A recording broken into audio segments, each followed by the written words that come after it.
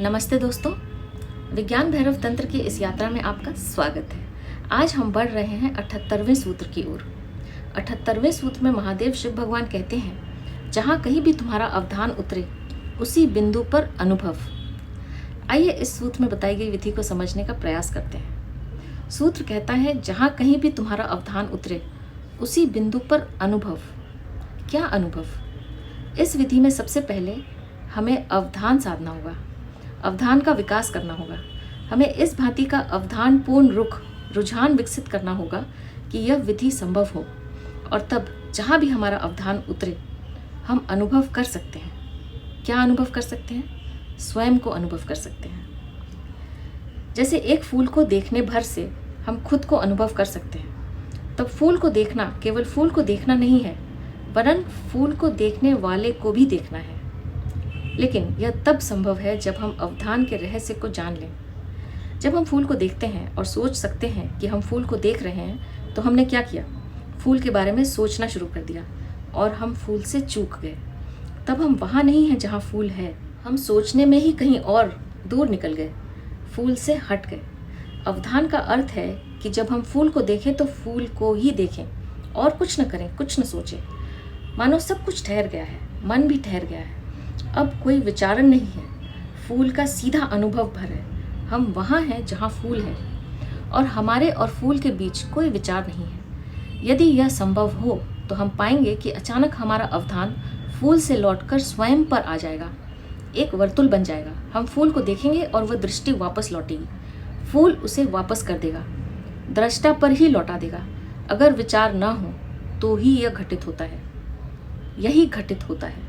तब हम फूल को ही नहीं देखते, फूल को देखने वाले को भी देखते हैं। हम दोनों के साक्षी हो जाते हैं। लेकिन इसके पहले कि यह हो पाए, हमें हमारे अवधान को प्रशिक्षित करना होगा।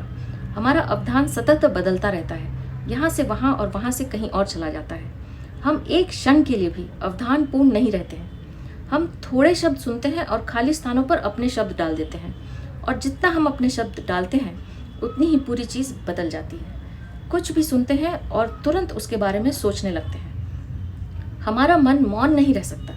यदि हम सुने, देखें और वहीं रह सके, तब हम अवधान पूर्ण होते हैं। अवधान का अर्थ है वह मौन सजगता, वह शांत बोध जिसमें विचारों का कोई व्यवधान न हो, बाधा न हो। तो अवधान को पहले विकसित करना है, अवधान देना है, उसे बढ़ाना है। प्रयोग से वह विकसित होगा। कहीं भी कुछ भी करते हुए हम अवधान को विकसित कर सकते हैं। जहाँ है वहीं रहना है, वहीं अवधान साधना है, विचार नहीं करना है। तब हमारी दृष्टि सीधी, प्रत्यक्ष और गहरी हो जाएगी, और फिर सब तरफ से हमारी दृष्टि हम पर लौटने लगेगी। हम दृष्टा के प्रति बोध से भर जाएंगे। हमें अपने प्रति ही बोध नहीं है, हम अपने प्रति सावचेत नहीं हैं, क्योंकि हमेशा विचारों की एक दीवार होती है। जब यह दीवार गिरती है और विचार शून्यता होती है, तब प्रत्येक दृष्टि का वापस लौटना हमें अनुभव में आता है। प्रत्येक चीज़ प्रतिबिंबित होती है, लेकिन जब विचार होते हैं तब हम उसे ग्रहण करने के लिए वहाँ उपस्थित नहीं होते। विचारों के साथ कहीं और यात्रा पर निकल गए होते हैं। अभ्यास करने से अवधान का विकास होगा और हम उपस्थित होंगे ग्रहण करने के लिए। जो भी करें पूरे ध्यान से करें, जो भी हो उसे होने देना है, उसमें हस्तक्षेप नहीं करना है, विचार नहीं आने देना है। हमें वहाँ मौजूद रहना है पूर्ण रूप से। सूत्र कहता है, जहाँ कहीं भी तुम्हारा अवधान उतरे उसी बिंदु पर अनुभव। हमें अनुभव करने वाले का अनुभव करना है। हम स्वयं पर लौट आएंगे। सब जगह हम प्रतिबिंबित होंगे, सब जगह हम प्रतिध्वनित होंगे। सारा अस्तित्व दर्पण बन जाएगा, पूरा अस्तित्व हमें प्रतिबिंबित करेगा। हम केवल तभी स्वयं को जान सकते हैं जब तक समस्त अस्तित्व हमारे लिए दर्पण न बन जाए, जब तक अस्तित्व का कण कण हमें प्रकट न करे, जब तक प्रत्येक संबंध हमें विस्तृत न करे। हम इतने असीम हैं कि छोटे से दर्पण से काम नहीं चलेगा। हम अंतस से इतने विराट हैं कि जब तक सारा का सारा अस्तित्व दर्पण न बने, हमें हमारी झलक नहीं मिल पाएगी। जब समस्त अस्तित्व दर्पण बन जाता है, केवल तभी हम प्रतिबिंबित हो सकते हैं। हमारे भीतर भगवत्ता विराजमान है। सूत्र कहता है, जहाँ कहीं भी तुम्हारा अवधान उतरे उसी बिंदु पर अनुभव। बस स्वयं का स्मरण करना है। जैसे जब हम गेंद को दीवार पर मारते हैं तो क्या होता है? गेंद वापस लौट आती है। वैसे ही जब भी हम अपने अवधान को कहीं भी उतारते हैं तो ऊर्जा वहाँ जाती है और हमारी जीवन ऊर्जा का एक अंश वहाँ फेंका जाता है।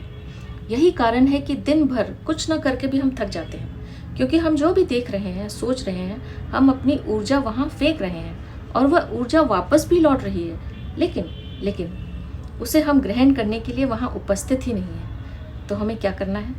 हमें रुकना है, ठहरना है, मौन होकर प्रतीक्षा करनी है, उस ऊर्जा को वापस आने देना है। आप चकित हो जाएंगे कि जब हम ऊर्जा को वापस आने देते हैं तो हम थकते नहीं हैं। निर्विचार अवस्था में ऊर्जा वापस लौटती है, विचारों की बाधा नहीं पड़ती।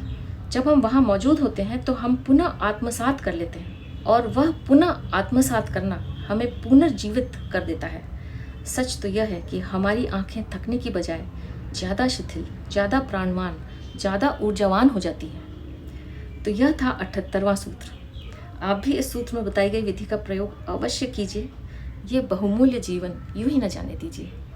अब मैं आपसे आज्ञा लूँगी। आपका बहुत बहुत धन्यवाद।